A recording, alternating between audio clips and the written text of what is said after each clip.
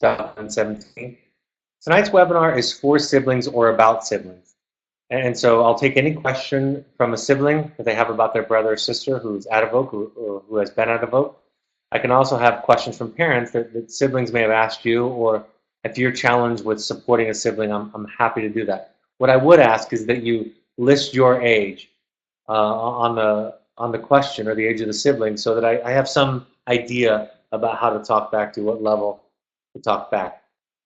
Having said that, we have a couple of handfuls of pre-submitted or commonly asked questions, so I'll get to those first, and then I'll take any of your live questions. The first question, pre-submitted question. With our son away at treatment, his brother at home is not interested in talking about him or getting any updates on how he's doing.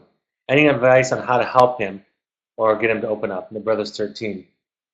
The first thing that I say, this is a common experience that parents have. Remember that a child in the home with somebody who needed to come to a vote oftentimes experiences some kind of trauma, some kind of difficulty. It's uncomfortable, it's painful. And a key important piece of that is that they didn't have the choice. Right? They weren't choosing into that, it was happening to them. So the first idea here is that we want to make sure that we give the 13-year-old brother, in this case, that we give him some choice in the matter. In some way, we give that power back to him that he had lost when dealing with his sibling. And I think that's really important. There's this quote, this idea that I shared last week on my social media, on my Twitter account, that said basically that when you take away somebody's defenses, right, the walls in front of them that they put up to protect themselves, that you're not really preparing them for what it's going to be like without those walls. And so we need to gently support people. If he wants to put up these walls, I would honor it. I would begin by honoring it.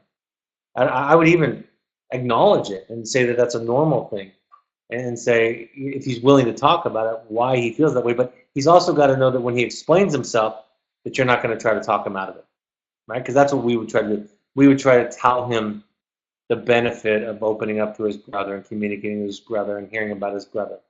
So I would want you to avoid that and just listen and respect the wall that he's putting up to protect himself, and understand where it comes from.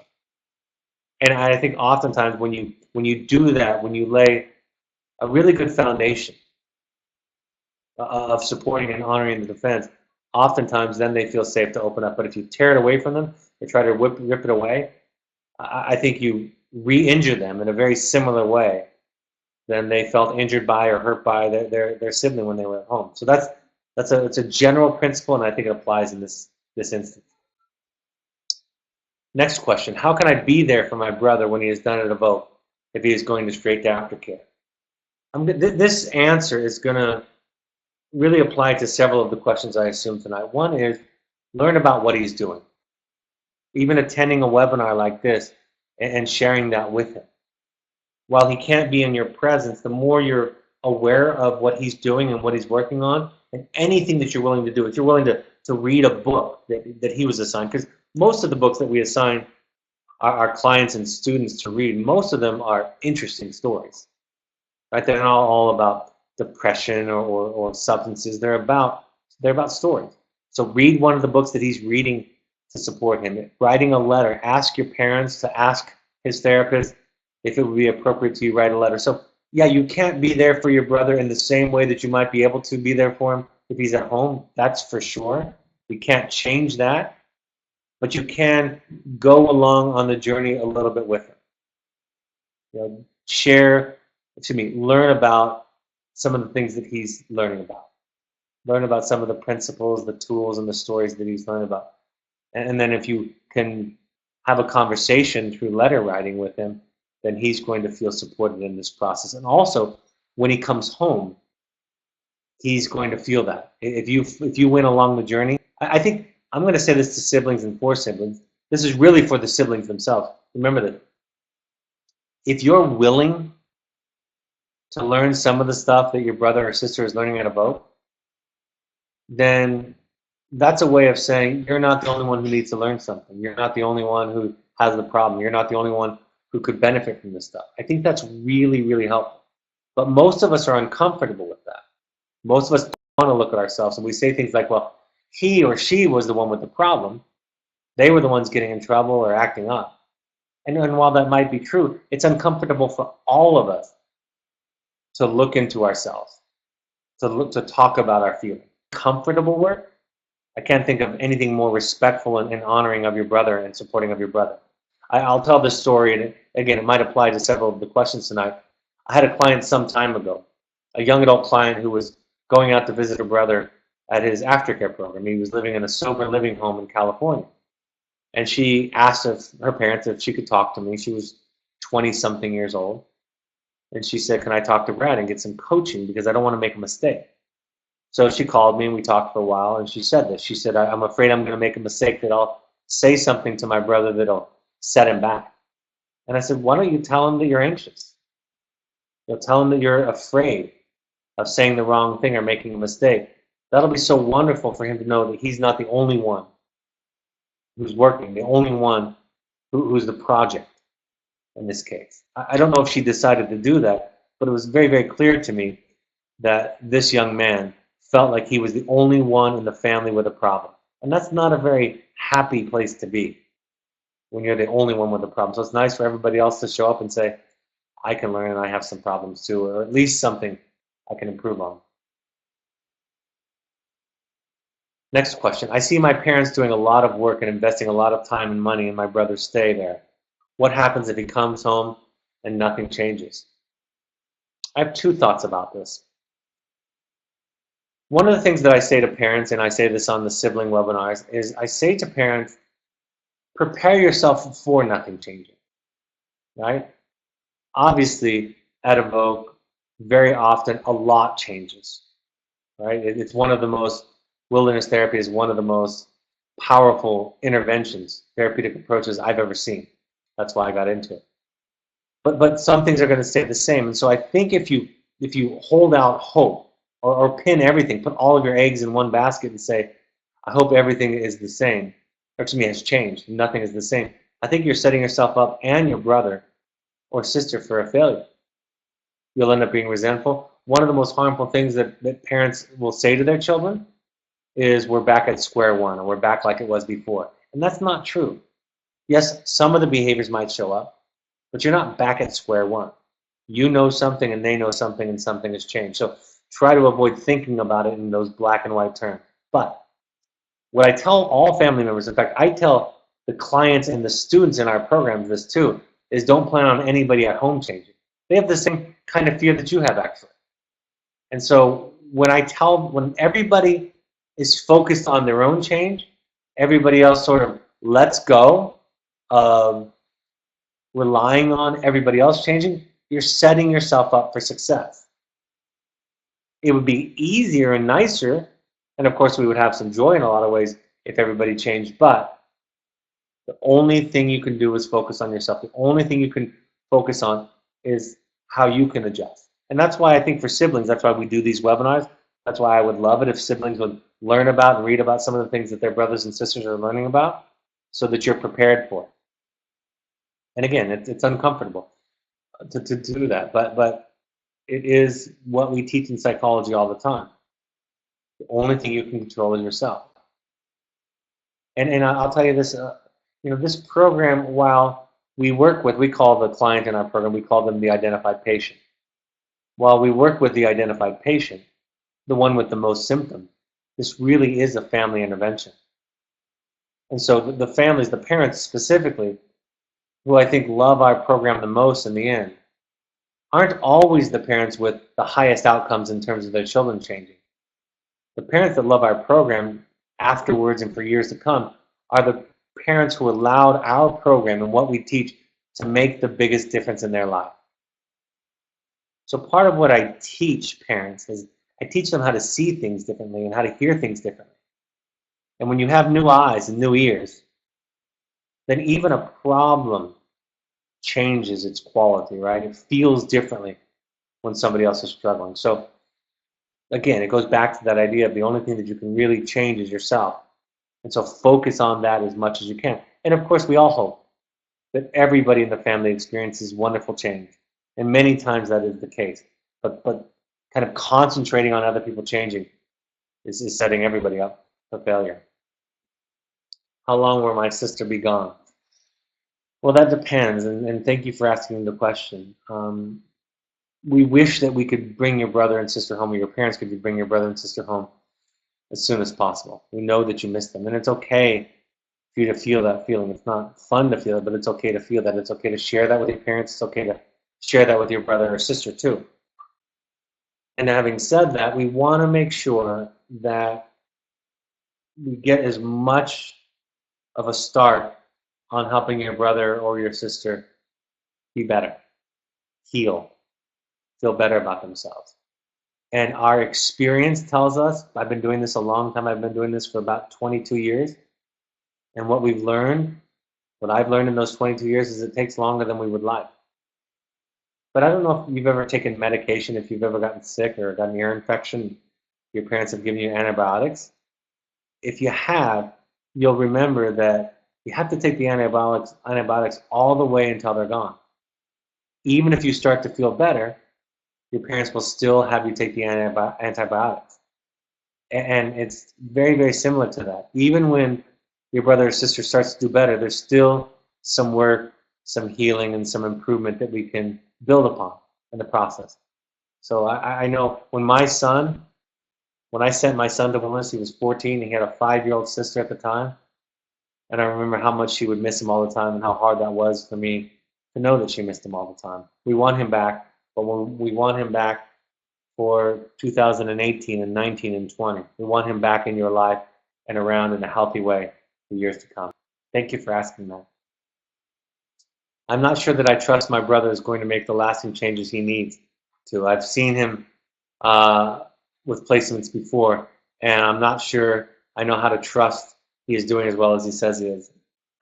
Thank you for that. I think that's a very similar concern that the sister had a couple of questions ago.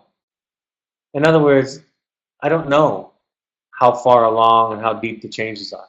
I always tell parents to kind of take a we'll see attitude. Just watch the change. And it makes sense that you don't trust your brother. You have experience with him making some change and then going backwards. And so you have some pain there, some hurt there, some betrayal maybe even there, some broken trust for sure. And so I think it's okay to be skeptical. I think it's okay to kind of take a wait and see attitude. I don't think it'd be helpful to punish him with that, to throw it in his face, but I think it's absolutely okay to be skeptical. I tell parents that all the time, that it's okay to kind of take a we'll wait and see attitude and move very slowly, decide things very slowly. But again, be careful of holding your brother up to a standard that nobody could live up to, a very black and white, all or nothing kind of standard, because nobody's going to be able to measure up to that. So in order to do that, again, you're here, you're watching it, you've submitted a question, so you're doing some kind of work yourself. My brother, 14 years old, is currently out of Vogue, and his therapist said I could come visit when my parents do. I was wondering what kinds of things I will do with my brother when I'm there. Is there a sample schedule? That's a good question. Not all siblings get invited out to the field. It's very rare, in fact, that siblings get invited out to the field, so congratulations on that. Your therapist or your brother's therapist must believe that there's a very positive connection or be a very positive thing with your brother. I think the biggest challenge for people going into the field is that your brother's going to be really far ahead of even your parents in terms of some of the tools and skills that he has. Both the cooking and fire making skills, for example, building a shelter, for example, but also being able to communicate. So in a lot of ways, again, like I said to the older siblings who just wrote me, be a student. Talk about how you're feeling. Try to have the courage to talk about how you're feeling. And if it's scary or anxious for you, try your best to share that with them. But when you get out to the field, there'll be time with the group, cooking meals, playing games. Sometimes you'll sit in on a group, his peers. And then there's time when you're just by yourself with your family, where your brother's teaching. He's going to take care of you. He's going to cook for you. He's going to make a fire for you. He's going to teach you how to build a shelter and make sure that you're warm and out of the weather. So it depends on what the group is doing that day, but it's cooking, games, therapy in the group, therapy in a family. You might go on a day hike, and then you're going to learn about all the things that he's learning about, both from how to make a shelter and tie a knot to how to make a fire by rubbing sticks together. So you just kind of go around that, and then at some point the therapist will come into the session. You'll have a family therapy session, and I congratulate you for your opportunity, but also for your willingness to step into something so uncomfortable and so unknown. What is the best way to me to communicate the hurt that my brother's actions have caused me and everyone else in the family? If you want to learn our communication model, watch the webinar on communication. That's one thing. You can also, if your parents have a copy of my book, or you can get it on Kindle, you can look at the chapter on communication, because your brother has been instructed in that model. It's a simple feeling statement and listening statement, that listening skill that we teach all of our clients. It's not very, most programs teach some version of the I feel statement. That's how I would encourage you to do it. Is even just look at the chapter, the section that it kind of tells you how to do it. I would encourage you to do it in the form of an I feel statement. If you want to learn more, watch the webinar or listen to the podcast on healthy communication. If you want to even go deeper into it, you would read the book Nonviolent Communication, which talks about sharing our feelings from a place of, this is what I need, instead of a you message. You messages are, you're a jerk, this is what you did wrong, this is how you are bad. I messages are, I feel hurt, or this is what I need to feel okay and safe. So I would encourage you to do it honestly, assertively, and if you're willing to, look at some of the tools that your brother has learned, use those tools to do it. And if he's doing his work out here, he will absolutely listen to and respect that. And he'll respect it, I think, even more usually when you use the skills that he's become familiar with and become instructed and had to practice out here. What kind of changes should I expect in my sister? I think you can expect your sister to be more patient. I think you can expect her to have this new way of talking, to be able to listen better. I think you can't, I think it's not, like I said earlier, you can't expect it to be perfect. You'll see some of the old stuff sometimes, but you'll see her be able to pick herself up back after she falls, apologize after she makes a mistake. You'll see her more aware of herself, hopefully more honest in with her feelings. I was just having a discussion, an argument really with my wife yesterday, and when we were talking, my wife said to me, the most honest and vulnerable that I can be, and then she shared her hurt with me. And the mistake that she made in this example came from a place of fear and anxiety. And it gave me the courage to show up in the same way. So see, the more we take off our armor, that thing that we do to protect ourselves, the more we're willing to be vulnerable and to tell the truth, to share our feelings, the safer it is for each other. The more welcome we feel, the more safe we feel to open up. So hopefully you can do some of that, and hopefully she's learned some of that. So I think you'll see some various skills. And among those, I think you'll see the ability to listen. And then you'll see her make some of the same old mistakes and hopefully pick herself back up. And hopefully as a family, you'll be able to be patient with each other.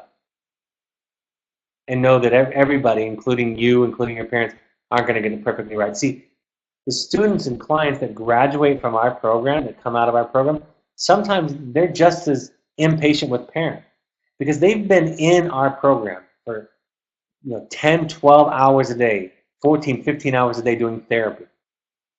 And in our program, they do very well, but they have a lot of support. They have a lot of staff helping them and peers helping them. But then they go home, and parents and siblings haven't learned as much. So sometimes they can be really impatient too. So we ask them to be the patient one, and the one to recognize that they've learned more, they've been kind of immersed in it more than anybody in their family. So in some ways, more is expected of them. To be patient and forgiving of each other, for sure, is one part of the recipe for success. How much of therapy education is based around family living? Our brother enrolled in the program has voluntarily withdrawn from all family life. I would love to see efforts made to help him understand how we miss him being a part of the family life, re-emphasizing to him the value of the family. Absolutely. I mean, that's why you're on this webinar. That's why I'm on this webinar. Your parents are asked to watch anywhere from 15 to 30 hours of these webinars, speaking on different subjects. We have the podcast, we have the book, we have parent mentors, we have parent visits, parent letters, parent phone calls. We have all of this to support the entire family because, again, like the brother is the most symptomatic, but it's supporting the entire family. So getting the family involved. But that wasn't really a question. I think going back to your question, I think when the family relationships start to heal, I think one of the questions I would ask your brother is why. What was it that you weren't getting? What need were you not getting met inside of the family that you were trying to get met elsewhere? Now, he might not have been doing it in a healthy way, I assume, right? He might have been hanging around peers that were doing negative things. That's true. So he needed to come to a vote. And at the same time, there's still an important question about what do you want from your family, and the family learning to listen. And believe me, there's a chapter in my book on the myth of being right. We've got to let go of in our families. We've got to let go of who's right and who's wrong, and we've got to learn how to talk about feelings and vulnerabilities. So, I was talking to a family just recently, and they were asking about how to respond to a child who was making some decisions that they were having a hard time coming to terms with after Evoke. And what I said to them, do the best to be connected, practice the skills, listen, own your own feelings. Don't make your child be responsible for your feelings. Your anxiety, your anger is yours. You have to manage that. Because if your son or daughter gets into trouble, you want to be the first phone call that they make, right? That's the best. Because they trust you. You don't want them to not call you because they think they're going to get an I told you so. I wrote a blog just this week this is called Attachment Day. I wrote a blog on attachment this week. So what I would say to you is absolutely we do that. And just naturally through the processes, families heal and children want to be around their parents. And what I'm also saying is part of that is about your brother healing, and part of that is a family learning to meet him where he's at in a way that they can support him. Learning to listen, learning to be non-judgmental, learning to be more compassionate to each other. So that's a part of it too. I think I have one more pre-submitted questions, and then I'll take the live questions. What is a typical day like for my brother? A typical day is wake up. They have to get breakfast ready, maybe make a fire by rubbing sticks together. They cook breakfast in the morning. Then they have to clean up camp. After they clean up camp, they might have a daily group, a meditation, do some yoga. Then they'll go on a hike. They might stop and do some reading or some schoolwork. They can have group anytime during the day. Anybody in the group can call or ask for a group. So sometimes in an average day, there's 5 to 10 small groups that last 5-10 minutes. So they're always talking about their feelings and their relationships and problem solving and conflict. They stop for lunch at some point during the day. They hike in the afternoon. They might work on making bow drill fires or some of the projects they have from their therapist. They get to their camp at night. They have rotating chores every day. Every day there's a new chore. They have to set up camp. That includes cooking dinner, making a fire again, collecting wood. Then they have dinner. And then after dinner, they have another formal group. After group at night, they might have songs or storytelling or play a game. We try to do fun time every day. So that's what a typical day looks like. But it adjusts according to how the group is doing and what the goals are. But that's what a typical day might look like. 24-year-old, how can I help my brother when he comes back from therapy? I think I already answered that. I hope I answered that. If I didn't, you can ask it again. I'm nervous for my sister to come home. I worry that even though she has boundaries, she will see her bad friends. That she will have them come and pick her up and take her away. Sister who's 18.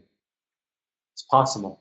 I think your nervousness, I would respect your nervousness. In other words, it's kind of like what I was saying to some of the other questions. Some of that could happen. you and your family that are at home, you want to be the first phone call that they make. So doing some of your work might be helpful. But some of that could happen. I'll tell you something though, to all of you, to the siblings. This program, you can't go through this program and have it not change you. I've had the research actually shows us. We've done research, follow-up research for years now, almost a decade, and the research shows us that there is a dip after a child comes home, and part of that again speaks to the idea that your parents and you need to make sure that you're learning how to respond in different ways than you responded before. So that's number one. But there is a dip. But it's almost like some of the skills and tools go dormant for a little while, like a tree losing its leaves or flowers going dormant over the winter. And then when the springtime comes up. So that stuff is in there. They have more awareness. They have access to those skills. I can remember visiting one of my former students who had regressed over a several-year period, and within a few minutes of seeing him, the family brought me to his house 5 years after he was with me. And he started talking to them a way that we had taught him not to do. And when I simply reminded him of talking differently, talking the way that we had taught him, he went back to it. When I got out of treatment when I was 16, I completely regressed and relapsed. Lasted about 6 months. But when I was ready to change, I had all those tools immediately, all of that insight immediately right there. I didn't have to build it from the ground. It was always there in the back of my mind. So having confidence and faith in the process. I wouldn't try to take away your anxiety. I think it's well-deserved anxiety. I imagine it's well-deserved anxiety. But there's something in there. And then what I would say is if this was a parent asking a question, I would say really practice and learn and prepare yourself for how to respond. What I love when parents say to me, I don't get this from siblings necessarily because it's not the same thing, but it will explain something. When parents say to me, this is my favorite thing that I get from a parent, letter, phone call, email, when they say, our son, our daughter, went back into their old ways. But that's not what I'm calling you or writing you. I'm calling or writing you because I did something different. Instead of lecturing, I held a boundary. Instead of yelling, I stood up for myself assertively. Instead of arguing or debating, I listened better. Instead of throwing a tantrum and letting it escalate and get out of control, I stepped away and took a time out. Whatever it is that they did, that's what I love the most. Because even though the child that came to Evoke, I've said this already on the webinar a few times, even though the child that came to Evoke has the most symptoms, was acting out the most, every program that I know of in the United States looks at these issues as a family issue for a family to work on. It's like the child at Evoke becomes the lightning rod. They become the symptom bearer, if you will. So systems change, family system change is really, really critical. The hard part is that most people in the family, including the one that got sent to us, don't want to change. So that's why I keep re-emphasizing on this broadcast over and over again. The more that you're willing to do, the more you're willing to sit in on, the more you're willing to open up and talk about your feelings, the more you're willing to learn in the process, the more you support your brother or sister's change.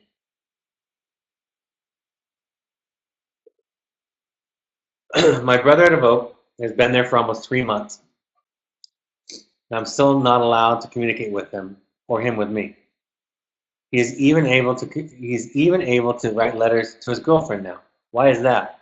My relationship with him is one of the most important in my life, and I'm worried it's because I've done something wrong. I don't know the answer to that. That's not a typical response. I think you deserve an answer.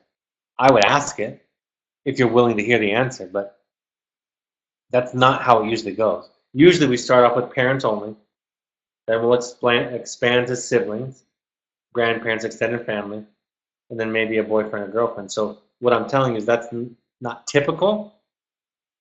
And since it's not typical, I would ask my parents, if I was you, what's the reasoning behind it? And if they don't know, ask them to ask the therapist. But I always say this to the parents. I always say this to my therapist. Everybody deserves an answer to tough questions. And if some of it is about something you have or haven't done, In order for people to share that with you, it's going to be important that you listen to it. So if they say you were undermining his treatment, or you were saying negative things about his therapist, or whatever, I don't know that it was that. I have no idea, of course. Then listen to that. You don't have to be right, or they don't have to be right, but I would listen to that. But that's not a typical kind of course for us. So I'm wondering if it's just accidental or unintentional. I might challenge that a little bit. If I were your parents, I might challenge that if it were unintentional. Maybe your brother has something to do with it, what he's felt or shared. So that's my thought.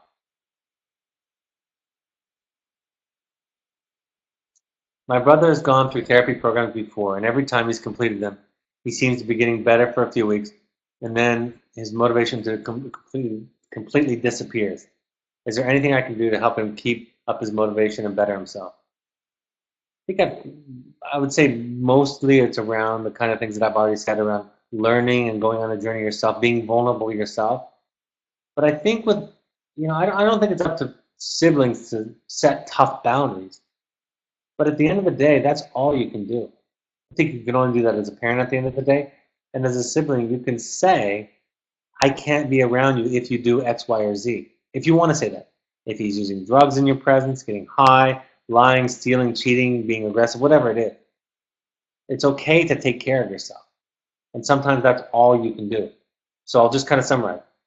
Do whatever work you're willing to do. Read or learn whatever you're willing to learn about. Ask the therapist, have your parents ask your therapist about what you might do or read about. That's number one. If there's some specific book about your brother's specific issue, ask about that. Be willing to be vulnerable. Be willing to be your own project. And then lastly, more than anything, set boundaries. I'll say one other thing. I'll say a fourth thing, and that is this. The best way to get your brother, what's going to be more important for your brother is not what you say to him, but how well you listen. And I will tell you this, guys. Most people are not good listeners. I tell this to the parents all the time. Most people are waiting for the other person to stop so they can make their point. Listening is really, really hard. You're not agreeing, you're not liking it. Doesn't always feel fuzzy and warm, but you're listening. You're trying to see the world through the other person's eyes. Really, being a therapist, the hardest skill that we learn is to keep our mouth shut. The hardest tool that we learn, that we are asked to practice, is to not know everything, not be know-it-all, not to lecture, not to overteach or preach. I wrote a blog this week. You're 21, so you're old enough. I wrote a blog this week about this to some degree. It's about attachment theory. Look at the recent blog, go to our website, click on the menu and then the blog, and read it's about learning to listen. That's the thing that heals people. That's the thing that opens people up. And again, if you're a good listener, it's not that I agree with all of my children's decisions all the time, but the more I can listen, the more I can stay connected, the more they're going to use me as a resource, the more connected they're going to be to me. Otherwise, they're going to call that other person. And I don't want them to call that other person first necessarily, especially if they're a negative influence. Excuse me. Wish there was a sneeze button on this thing. All right, folks, I'm going to go over some upcoming announcements like I always do. And if there are any other questions, I have one more slide at the end. We want all parents, we invite siblings too if they want to go to 6 12-step meetings while their child is with us. Al-Anon.org, Kodo.org, FamiliesAnonymous.org, Naranon.org, Al-Anon.Alateen.org is for teenagers. Just think how hard it is and uncomfortable it is to walk into one of those meetings. That's a heroic thing, a courageous thing to do to model for your brother or sister in the program, vulnerability. You can also go to NAMI.org, NAMI.org, for classes, resources, a lot of free stuff there. Listen to or subscribe to our podcast by searching Evoke Therapy Programs. If you have an Android device, use the SoundCloud app and download or subscribe to our podcast. Listen to it while you run, on the go. For the siblings on this, listen to one or two of the ones that we recommend. Here are the 10 most recommended webinars. that we have, and they're also podcasts. So the one I was talking about is the I Feel statement. Health 8 tools for transforming your relationship is the most listened to podcast that we have. And then I think there's maybe 11 and 12 actually. But there's some things that you can look at there to support your brother or sister. All right. Let me go here. You can go to Twitter and Instagram, inspirational quotes or pictures. Go to Facebook and search Evoke Therapy programs. Also, the Second Nature Alumni Foundation on Facebook is a foundation set up by former parents to help people who can't afford therapy. You can go to our Evoke blog, like I just mentioned. My book, The Journey of the Heroic Parent, is on paperback. You can buy it on Amazon or Kindle. Also, it's available in audio version. If you go to the Parent Alumni Foundation book page through the Amazon Smiles, those are books recommended by our therapists on various topics. A percentage of the proceeds goes to charity for people who can't afford therapy. It's the same price if you go to the regular Amazon page. Parent support groups. These are for if you're an adult sibling and you just want to hear what it's like. You're welcome to come to these. They're not really geared towards siblings, but if you want to learn about what we're teaching, it's stuff like this. You can go to one of these. I'm going to be in New York tomorrow night at CUNY. There's the address there. 6:30 tomorrow night. Not tomorrow night. That's Wednesday night. Sorry. Toronto on May 10th. Seattle May 17th. Chicago May 23rd. And New York June 7th. Email Andrea@evoketherapy.com if you have questions or want to RSVP. If you want to do deeper work, we ask all parents to come to our workshops. Every parent, while their child is with us, ideally can come to a workshop. You can also combine that with a visit. If you want to do deeper work, you can find out about our intensives. These are for individuals, adults or older, or for families. So Finding You is for individuals, Finding Family is for families.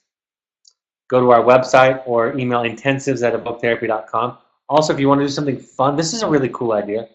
You can do fly fishing, mountain biking, canyoneering, river rafting, international trips.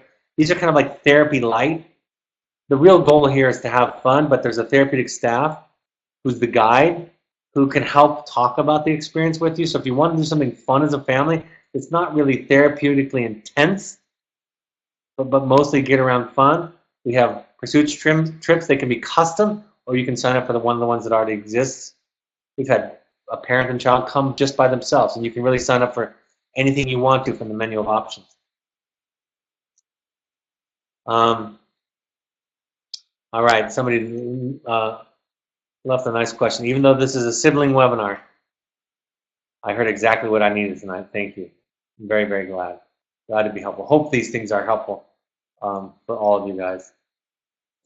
And our next webinar will be, I actually have to change the date on that, Andrea, because I'm going to be in Toronto. So it'll be on motivational interviewing. I'll get the date out to you folks by email as soon as possible. I hope this point of contact is helpful. Thank you for joining us. Thank you, siblings.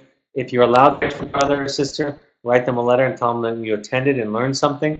If you're not allowed to write them just yet, maybe have your parents share that. They will feel very, very supported. They're more likely to open up and be vulnerable when they hear that kind of thing. Have a great evening, everybody. Take care, and I'll talk to you next time. Bye-bye.